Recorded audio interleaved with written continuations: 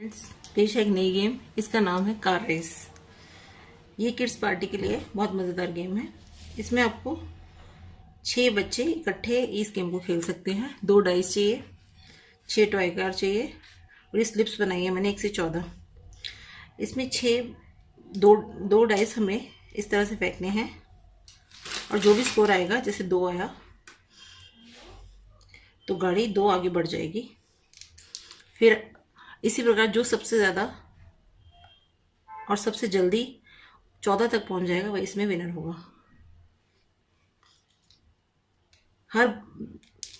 हर member को इसमें 4 बार dice फेंकने का मौका मिलेगा और जो भी सबसे ऊपर और सबसे जल्दी पहुंच जाएगा वही इस गेम में विनर होगा।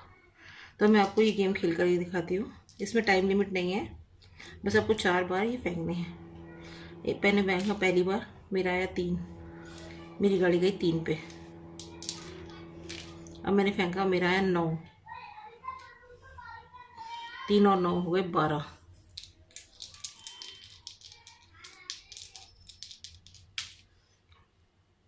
बारह 9 रहता है यार, ये तो कुछ और ही करना पड़ेगा।